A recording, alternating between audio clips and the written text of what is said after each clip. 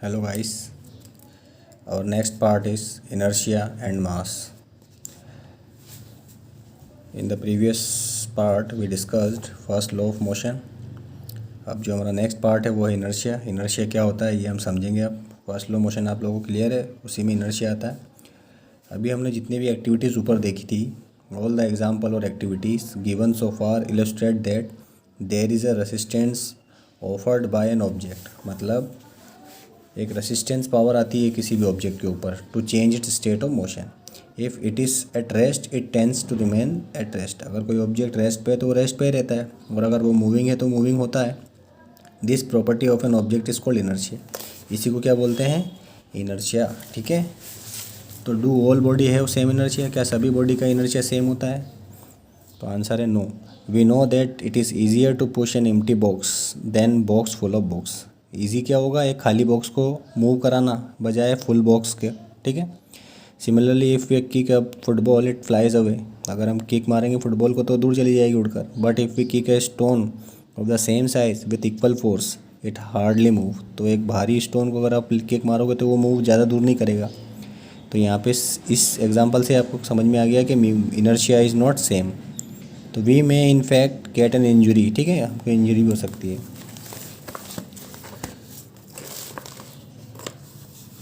इसके बाद इनर्शिया क्या होती है देखिए आप. Inertia is the natural tendency of an object to resist a change in its state of motion और रेस्ट.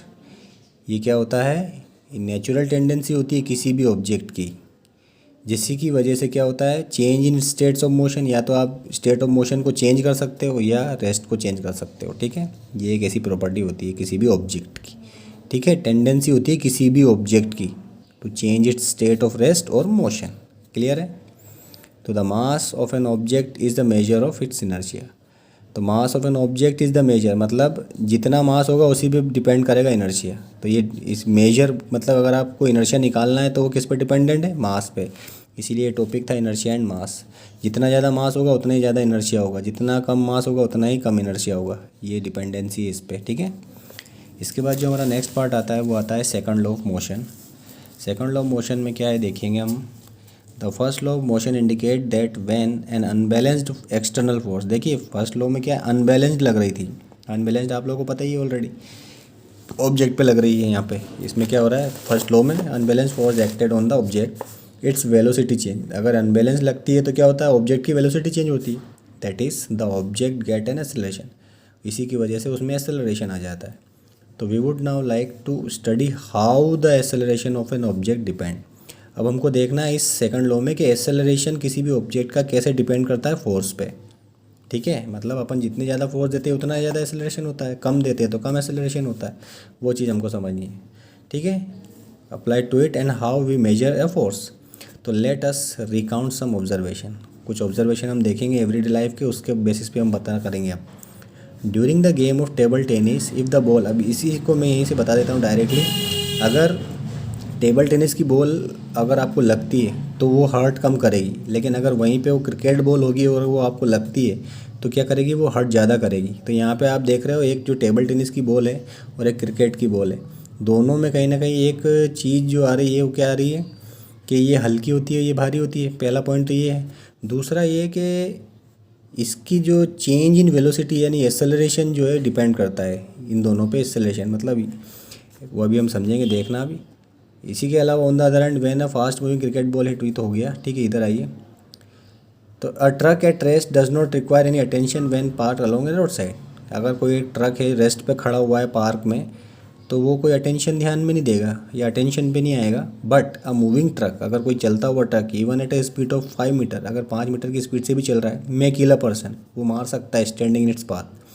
अगर कोई ट्रक है और वो 5 मीटर पर सेकंड की स्पीड से भी चल रहा है और उसके सामने कोई व्यक्ति आ जाए तो वो अगर उसको ऊपर चढ़ जाए तो ट्रक उसको हर्ट कर देगा. ठीक है, मार भी सकता है. तो यहाँ पे अगर आप देख रहे हो तो देखिए स्मॉल मास, देखिए small mass such as bullet may kill a person. अब देखिए ट्रक का एग्जांपल लिया, अब यहाँ पे बुलेट का एग्जांपल लीजिए. अगर मान लीजिए एक छोटी सी बुलेट है, वो गन से निकलती है और वो किसी भी इंसान को मार देती है, तो कारण क्या है? छोटी चीज़ मार रही है. यहाँ पे आपको देखना पड़ेगा क्या? When fire from the gun this observation suggest that impact produced by an object depend on their mass and velocity.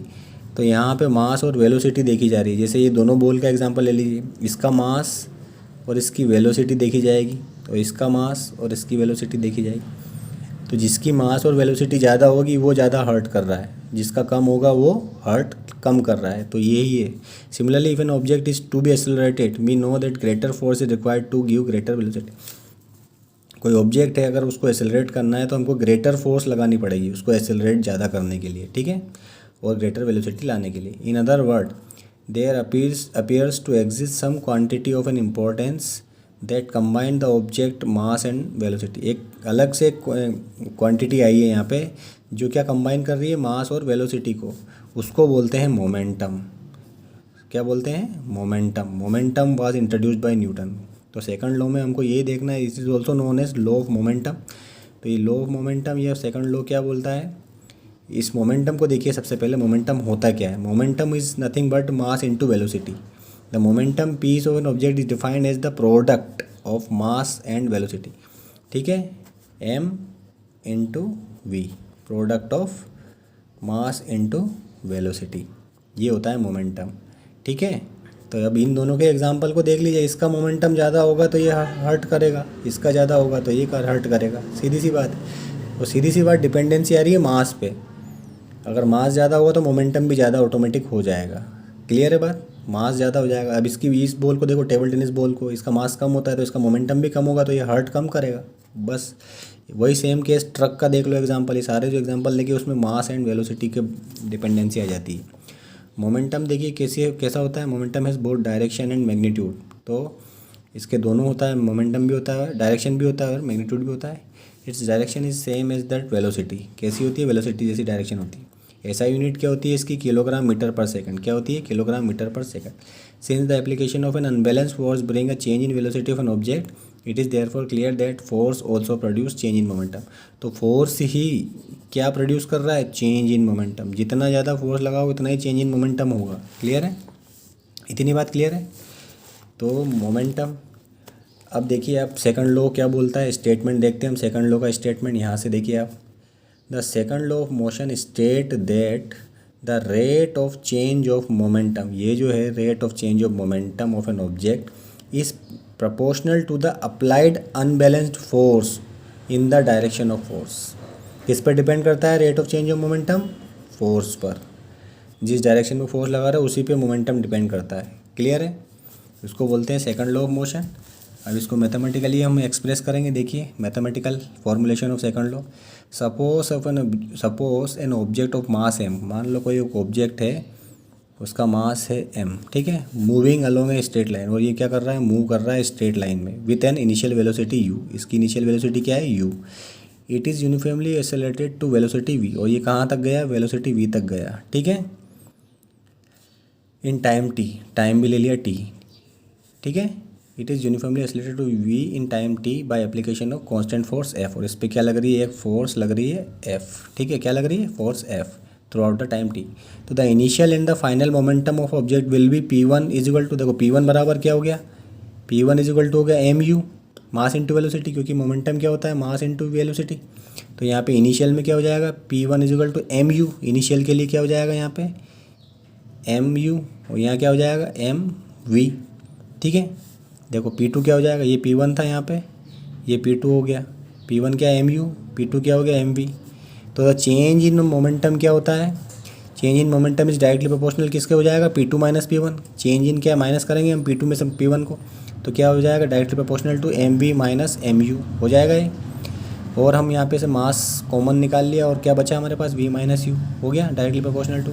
तो the rate of change of momentum is directly proportional to mass into v minus u upon t आ जाएगा। ये rate of change of with respect to time निकाल के ये आ गया हमारा rate of change of momentum. इतना समझ में आया? अब देखिए द अप्लाइड फोर्स। अब फोर्स क्या होती है? फोर्स इज इक्वल टू होता है m इंटू ए। क्या होता है? m इंटू एम ए, ये हमने पढ़ा था। m इंटू ए होता है मास इंटू एक्सेलरेशन। तो force is equal to m into v minus u upon t, ये लिख दिया हमने। और F इज इक्वल टू, ये देखिए क्या हो गया? कांस्टेंट लगा दिया, डायरेक्टली प्रोपोर्शनल हटा तो क्या लग गया? K m into v minus u upon t हो गया। और ये जो होता है ये किसके बराबर होता है? एसेलरेशन। और एसेलरेशन क्या होता है, v minus u upon T. देखो ये हमारा फॉर्मुलेशन आ गया यहाँ पे डायरेक्टली। तो F equal to k m a, force is equal to mass into acceleration. Here a is the acceleration which is the rate of change of velocity and the k constant proportionality. SI unit of mass and acceleration are kg and meter per second square respectively. तो the unit of force क्या आ गई, chosen that value constant k become 1. तो 1 unit of force defined as the amount that produce an acceleration of 1 meter per second square in an object of 1 kg mass. That is 1 unit of force is equal to हो जाएगा k into a, ठीक है कि 1 kg into 1 metre per second square, thus the value of force become m into a. तो ये हमारा second law motion का mathematical expression आ गया, F is equal to m A.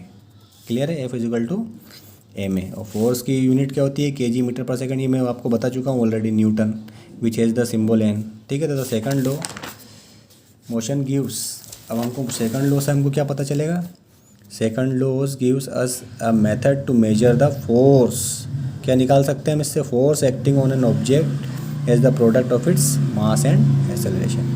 Second law के बेसिस पे हम फोर्स निकाल सकते हैं, ठीक है, on the basis of mass and acceleration. Clear है इतनी सी बात। इसके बाद यहाँ पे कुछ एग्जांपल दिए हुए हैं यहाँ पे, ये आप लोग देख लेंगे तो अच्छी बात है। मैं थोड़ा सा रीडिंग कर देता हूँ। The second law of motion is often seen in action in everyday life. Everyday life में हमको सेकंड लॉ ऑफ मोशन बहुत देखते हैं हम। जैसे while catching a fast moving ball, अगर आप बॉल को कैच करोगे, जैसे यहाँ पे देखिए ये बॉल को कैच कर रहा है, तो ये क्या कर रहा है, पूरा हैंड ऐसे पीछे तक लेके आ रहा है। तो क्या कर रहा है, ये एसेलरेशन कम कर रहा है उस बॉल का। अगर एसेलरेशन कम कर रहा है, इसका मतलब ये है कि उसको हर्ट कम होगा, मोमेंटम कम लगेगा। मोमेंटम ज़्यादा बढ़ेगा, जब एसेलरेशन ज़्यादा रहेगा तो इस मोमेंटम भी रहेगा, तो लगेगी उसको। तो क्या करता है, वो हाथ को स्लाइटली पीछे लेके जाता है, तो उसका एसेलरेशन धीरे धीरे कम करता है और मोमेंटम कम करता है। तो क्या होता है, फोर्स कम लगती है। फोर्स मोमेंटम यहाँ पे डायरेक्टली प्रोपोर्शनल हो जाते हैं इस तरीके से। In doing so the fielder increase the time during with the high velocity of moving ball decrease to zero. तो वेलोसिटी जीरो कर देता है, thus the acceleration of the ball decrease. Acceleration कम हो जाता है, therefore the impact of catching the fast moving ball is reduced. If the ball is stopped suddenly, its high velocity decreases to zero in a very short interval of time. Thus, the rate of change in momentum of the ball will be large. तो rate of change of momentum ज़्यादा होता है जब directly हम hit catch करते हैं। तो ये था एक एग्जांपल। सेम एक और large force would be applied for holding the catch that may hurt the palm of the fielder. तो ये हर्ट करता है। In high jump athlete event the athlete are made to fall either on the cushion bed or in the sand. अब high jump में क्या होता है, players क्या करते हैं, जंप किस पे करते हैं, या तो क्वेश्चन पे करते हैं या रेत पे करते हैं। अगर वो ज़मीन पे करेंगे तो क्या होगा, मोमेंटम सडनली ज़ीरो हो जाएगा एक झटके में। तो क्या होगा, वो हर्ट करेगा। This decrease the rate of change in momentum and hence the force try to ponder. तो ये इसमें भी वही सेम, कराटे में भी वही होता है।